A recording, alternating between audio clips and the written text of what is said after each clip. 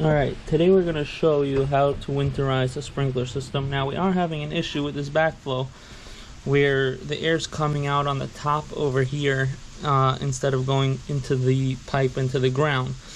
So we're going to try to manually lift it up and see if we can get the air to go into here by lifting up this backflow. So I opened it up a little bit, unscrewed the top on it. And let's see how this goes. So we're going to be going through this valve right here. Opened up the valve all the way. I'm using a ratio today, so what I did is I took my phone and I ran the zone manually, starting with zone 1. I just put it on for 15 minutes. Should take less than that, but I'm also using a 5-gallon Craftsman. 1 second, let me see. Yeah, there you go, that tank. To do this is too small for my zone. I have around 50 to 100 feet from the backflow to the sprinkler head, which is closer to the street. So since it's a small tank, it's 5 gallons, it's not strong enough. We're gonna have to do it at least twice, maybe 3 times. But let's start and see how this goes. So right now I have the air compressor on here, ready to go. I'm blowing out at 60 psi today. You probably can go a little higher to 70 if you need to, but I think 60 should work for me. Let's see if I can get this air problem to not be an issue.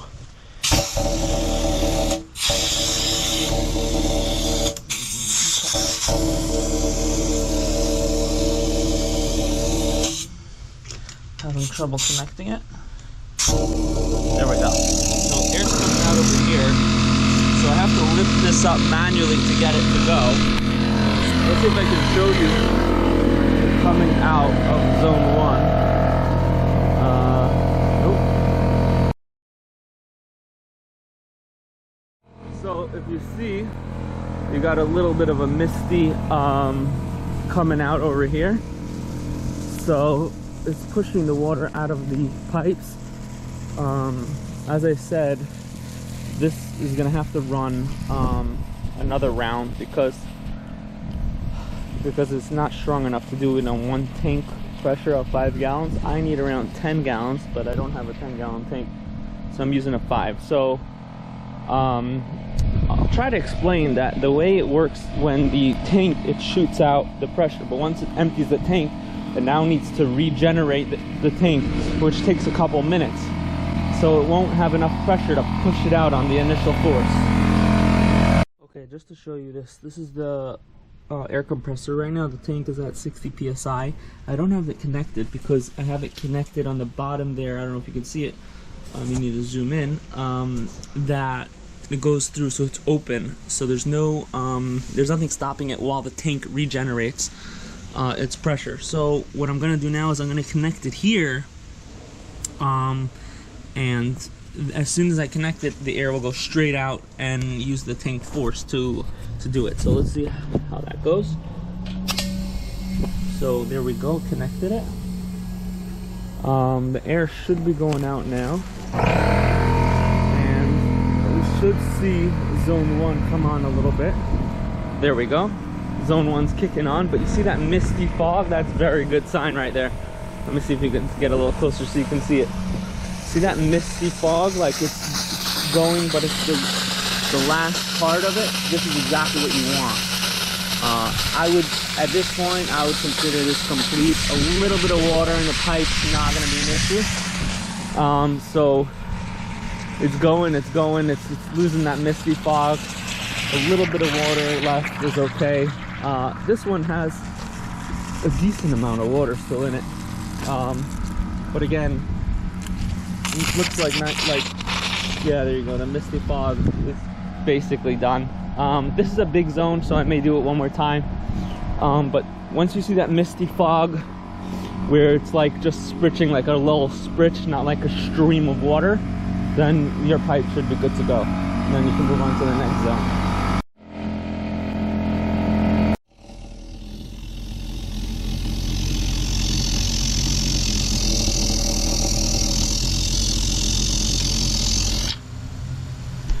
There we go.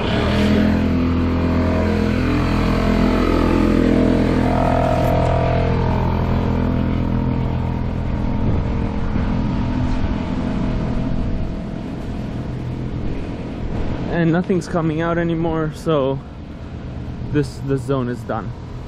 It's empty. Alright, doing the next zone. This is at 60 psi. We're gonna plug this in. Let's see. There we go. And I already have my zone 2 already open from my using ratio sprinkler system. So you see this is just blowing right out, getting a misty. This is not any water anymore really, it's just air. That's a good sign. This still has a stream of water, so we're gonna have to do this one again, because you can see it's a stream of water, which I need it to be like that one, a misty. As you can see, this is becoming like more of a misty now, so this one should be good. And then I have one more head on this zone. They're still doing a stream of water, even though probably 80% is out already. I'll probably be okay, but if I just want to make sure to get all that water out, we want to get to like 80 to 90% of water out. Then you run it again. Again, if I had a bigger tank, it would be a little bit quicker. I wouldn't have to do it twice. Alright, let's do it again. Oh, there we go. I have to regulate the pressure again. So that's the final one. Where, see, it's still a stream. So we're just going to let this one run out a little bit more. There we go. We got that misty, that last little bit. You hear it. And then it's like that misty thing, and it goes in. I would say we got around 90% of the water out. So once we get to that 90% level, we're good. The last 10%, you could leave it. I wouldn't worry about it. Alright guys, just to finish up the winterization. So we already finished blowing out all our zones. So we're just gonna disconnect this. Can you see this? Yeah.